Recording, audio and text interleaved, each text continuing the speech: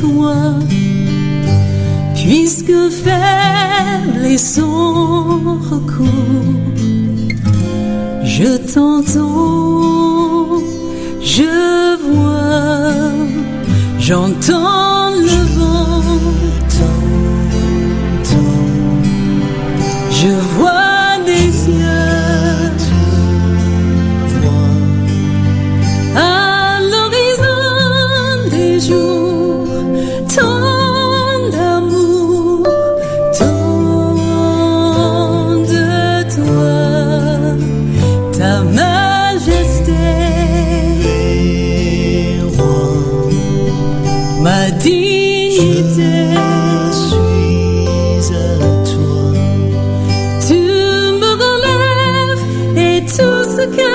Je suis, retrouve en ton esprit la vie. Au-dedans de moi,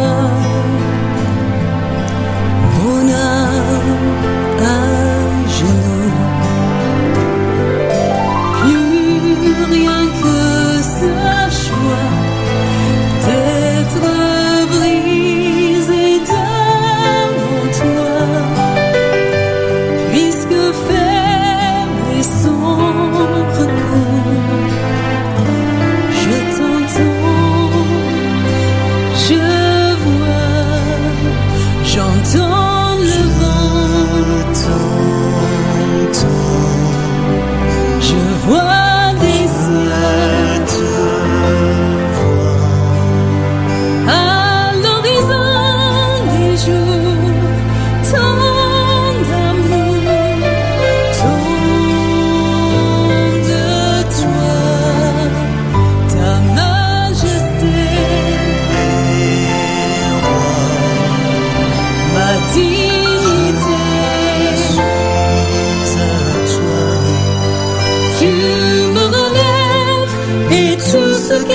je suis, retrouve en ton esprit la vie, ta vie.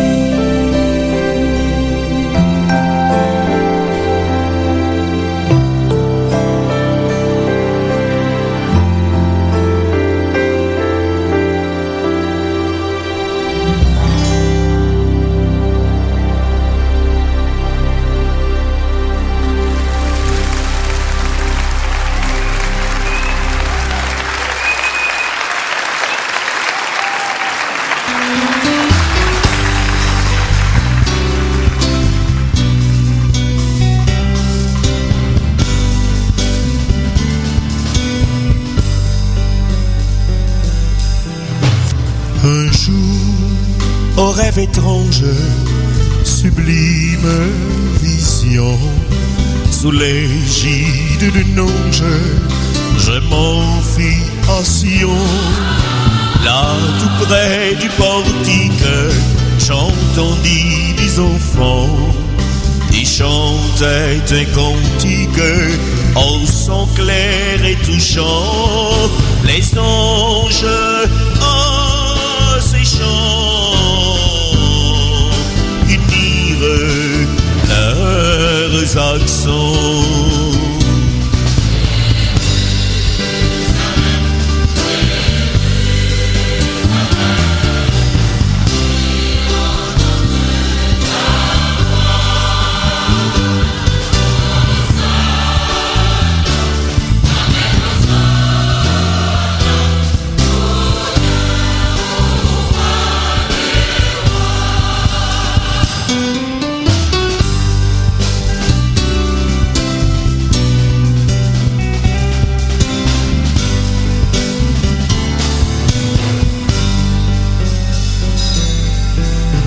À ces merveilleux rêves, un autre succéda. En chant suivit la trêve des joyeux Hosanna. Le ciel devint livide, le soleil s'obscurcit. Sur un monde perfide, descend la sombre nuit. car pour le roi du roi, l'homme élève une croix.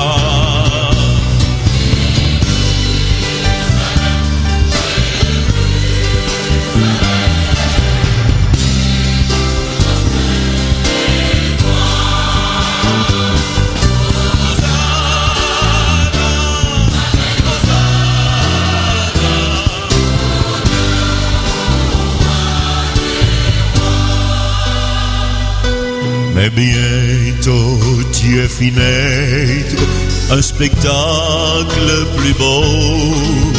Mes yeux virent paraître tout un monde nouveau.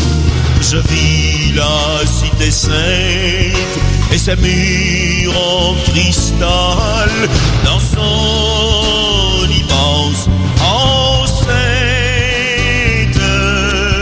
La souffrance et le mal n'avaient aucune place. Tout était pur, parfait. Le bonheur et la grâce y régnaient à jamais.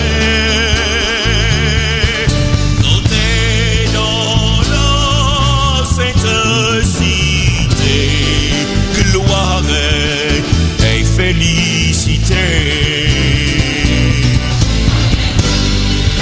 Jérusalem, Jérusalem, tout est mon sang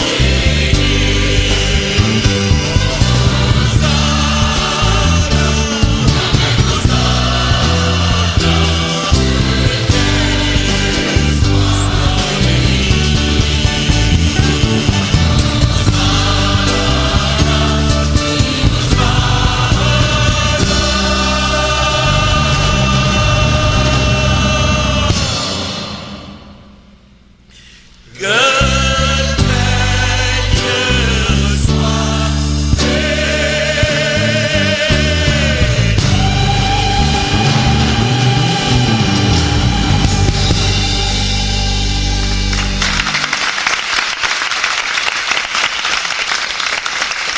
Merci Seigneur. Chapitre 13. Dans l'église d'Antioche de Syrie, il y a des prophètes et des hommes qui enseignent. Ce sont Barnabas, Siméon appelé le Noir, Lucius de Cyrène, Manaën qui a été élevé avec Hérode Antipas, et enfin Saul. Un jour, ils sont réunis pour prier le Seigneur et ils jeûnent. Alors l'Esprit Saint leur dit: mettez à part Barnabas et Saul pour faire le travail que je vais leur demander. Ils continuent à jeûner et à prier. Ensuite, ils posent les mains sur la tête de Barnabas et de Saul et ils les laissent partir. Donc l'Esprit Saint envoie Barnabas et Saul. Ils vont à Séleucie et de là, ils prennent le bateau pour l'île de Chypre. Ils arrivent à Salamine et ils annoncent la parole de Dieu dans les maisons de prière des Juifs. Jean-Marc est avec eux pour les aider. Ils traversent toute l'île et arrivent à Paphos. Là, ils rencontrent un Juif appelé Bar-Jésus. Celui-ci fait de la magie et veut faire croire qu'il est prophète. Il vit dans le palais du gouverneur Sergius Paulus. Ce gouverneur est un homme intelligent. Il fait venir Barnabas et Saul parce qu'il veut entendre la parole de Dieu. Mais Élymas, c'est le nom grec du magicien, est contre Barnabas et Saul. Il ne veut pas que le gouverneur devienne croyant. Saul, appelé aussi Paul, est rempli de l'Esprit Saint. Alors il regarde Élymas et lui dit: Espèce de menteur, tu trompes tout le monde. Fils de Satan, tu es contre tout ce qui est bon. La volonté du Seigneur est droite et toi, tu la rends toute tordue. Est-ce que tu vas arrêter? Maintenant écoute, tu vas devenir aveugle. Pendant un certain temps, tu ne verras plus la lumière du soleil. Aussitôt, tout devient sombre pour Élimas. Il est dans la nuit. Il tourne en rond. Il cherche quelqu'un pour le conduire par la main. Le gouverneur voit ce qui est arrivé et devient croyant. En effet, l'enseignement au sujet du Seigneur l'a touché profondément. Paul et ceux qui l'accompagnent prennent le bateau à Paphos et ils vont à Pergé en Pamphylie. Alors, Jean-Marc les quitte et retourne à Jérusalem. Ensuite, Paul et Barnabas quittent Pergé et ils arrivent à Antioche de Pisidie. Le jour du sabbat, ils entrent dans la maison de prière des Juifs et ils s'assoient. On fait la lecture dans les livres de la loi et des prophètes. Puis, les chefs de la maison de prière disent à Paul et Barnabas: Frères, est-ce que vous voulez dire quelques mots aux gens pour les encourager? Vous pouvez parler. Paul se lève, il fait signe de la main et dit: Israélites et vous qui adorez Dieu, écoutez-moi. Le Dieu de notre peuple Israël a choisi nos ancêtres. Il a fait grandir ce peuple pendant qu'il vivait à l'étranger en Égypte. Ensuite, Dieu l'a fait sortir d'Égypte par sa puissance. Pendant à peu près 40 ans, il a pris soin de son peuple dans le désert. Il a détruit 7 nations dans le pays de Canaan et il a donné leurs terres comme propriété à notre peuple. Tout cela a duré à peu près 450 ans. Puis Dieu a donné des chefs à nos ancêtres jusqu'à l'époque du prophète Samuel. Ensuite, nos ancêtres ont demandé un roi. Et Dieu leur a donné Saül, le fils de Kish, de la tribu de Benjamin. Saül a été roi pendant 40 ans. Après cela, Dieu l'a rejeté et il a donné David comme roi à nos ancêtres. Dieu parle de David en disant: J'ai trouvé David, le fils de Jessé. C'est un homme qui me plaît, il fera tout ce que je veux.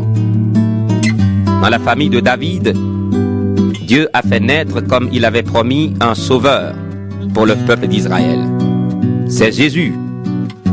Avant que Jésus vienne, Jean-Baptiste a lancé cet appel à tout le peuple d'Israël. Faites-vous baptiser pour montrer que vous voulez changer votre vie. À la fin de sa mission, Jean-Baptiste disait: À votre avis, qui suis-je? Je ne suis pas le Messie. Mais écoutez, il vient après moi, et je ne suis pas digne de lui enlever ses sandales. Paul dit encore: Frères, c'est à nous tous que Dieu envoie cette parole pour nous sauver. Il l'envoie à vous, les enfants d'Abraham, et à vous qui adorez Dieu. Les habitants de Jérusalem et leurs chefs n'ont pas compris qui est Jésus.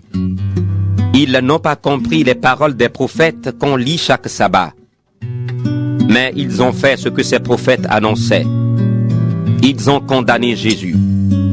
Ils n'ont pas trouvé de raison pour le faire mourir. Pourtant, ils ont demandé à Pilate de le tuer. Ils ont fait tout ce que les livres saints annonçaient au sujet de Jésus.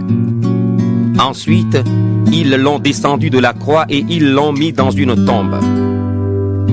Mais Dieu l'a réveillé de la mort.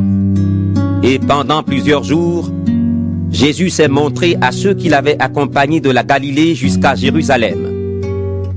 Maintenant, ils sont les témoins de Jésus devant le peuple. Et nous vous annonçons cette bonne nouvelle. Ce que Dieu a promis à nos ancêtres, il l'a fait pour nous, leurs enfants. Il a relevé Jésus de la mort. On lit dans le psaume 2: Tu es mon fils. Aujourd'hui, moi, je suis devenu ton père.